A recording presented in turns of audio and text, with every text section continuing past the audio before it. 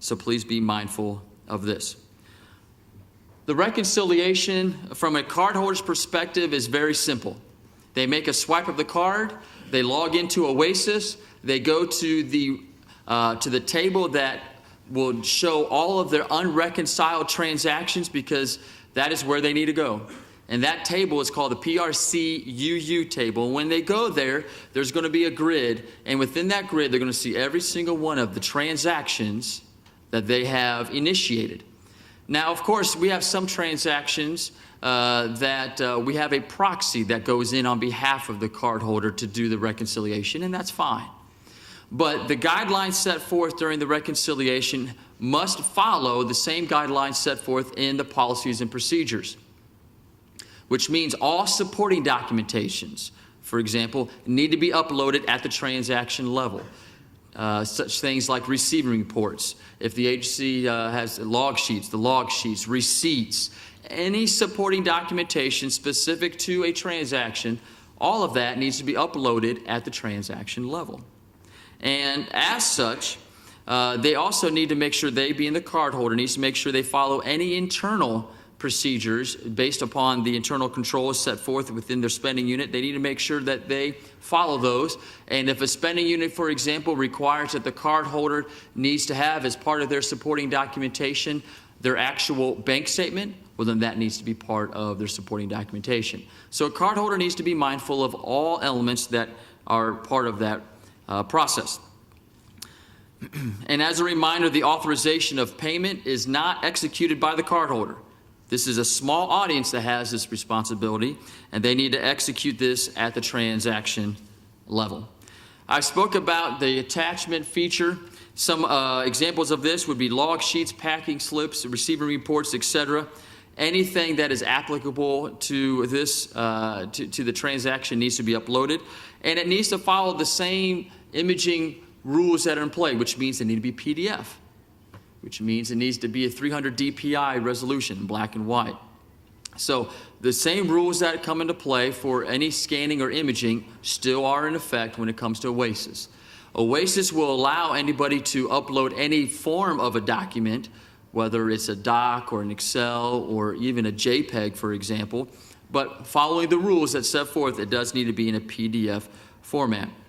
And I want to make note here and just draw your attention to the final point on this slide here, is that you as an agency really should adopt a tolerance for missing or inadequate documentation. Understand that within Oasis, because we have the ability to upload any supporting documentation at the transaction level, this is the first place that our auditors would go to see to make sure that everything's there. This is it. And so therefore, it is very wise of the cardholder that when they upload any supporting documentation, that they review that supporting documentation, make sure it's legible, make sure receipts are itemized, etc. Make sure everything is good, so that when you as a coordinator that go in to review that transaction can thoroughly review it and know and can sign off that yes, this transaction is ready to go and it satisfies all the requirements that is before it. So please adopt, we encourage you, recommend adopting a zero tolerance for missing or inadequate documentation. I do want to just briefly talk about PCard delegation. And what it is, of course, it's meaning allowing an individual other than the cardholder to have access, physical possession to the card itself for payments or purchases. If I'm the cardholder and I have a colleague that needs something purchased and I'm the person that's representing my agency as the one that is allowed to make those purchases, I'm not going to give my card to my colleague and say, hey, you go ahead and do it. That is an absolute violation of PCard delegation. Of course, it is absolutely prohibited. And the cardholders need to be mindful that when they do make purchases, I just want to make a note of this, especially online purchases, that they are using secure internet sites, and especially online purchases, to be mindful of that third-party payment processing like PayPal and Amazon Marketplace. Be careful of those. Make sure you get a waiver before you go forward with that. But PCard delegation, make sure no one has access to the card number, expiration date, etc. when it comes to delegation. The maintenance I've discussed already, but just to reiterate again, any changes to an established cardholder's account, their profile or otherwise, if they let's say they moved from this district to that district and we need to change their address that's associated with the card. That's called the site ID change. Anything at all dealing with the cardholder and the change of their account, a maintenance form needs to be completed. And this is done through Oasis, through, again, the PCC document. That's an electronic form within Oasis. And as a reminder, P-cards must be canceled immediately upon the termination of any employment or separation from the employment.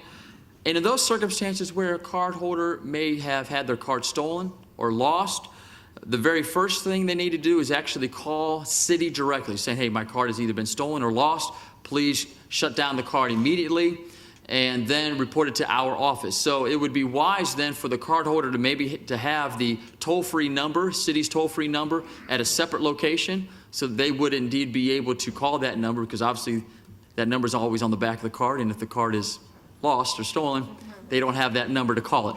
So it would be wise for them to have that documented someplace else. Fraud, misuse, and abuse, believe it or not, it actually does take place once in a while.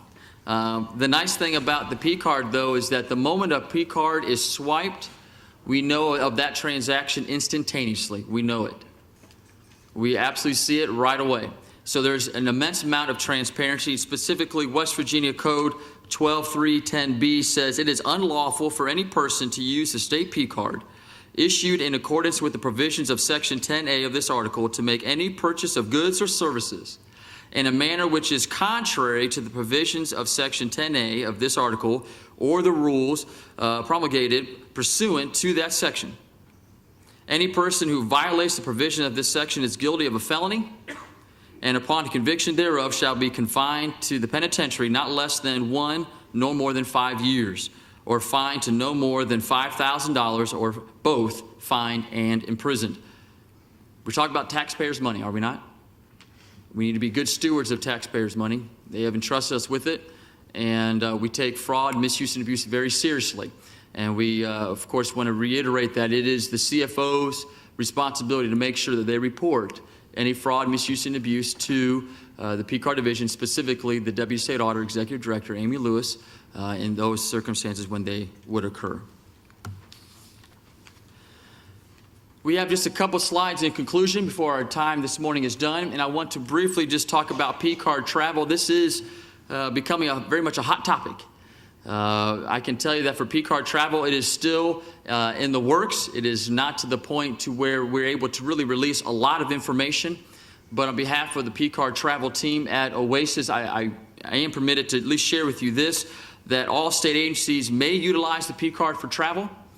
Naturally, when it is implemented, you will receive many more rules and guidelines talking about travel, but first and foremost, the things that are not going away as we implement travel will be the fact that you must have on file with our office 2 major things: your internal controls, and of course, a formal request for P-card usage for travel.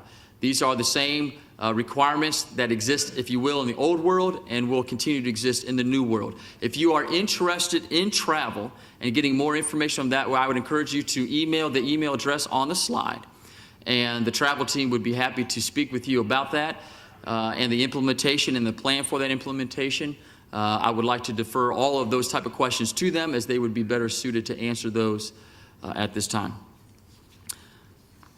That brings us to the end of the P-card portion of our presentation, and I know Dave mentioned about any formal questions to be done after the fact. I'm not sure our time, maybe we are truly out of time at this moment, and if I may, I did not put a slide up here for this, but if you're taking notes, if you have any questions about the Purchasing Card Program, please, you may email us at pcardoperations@wvsao.gov.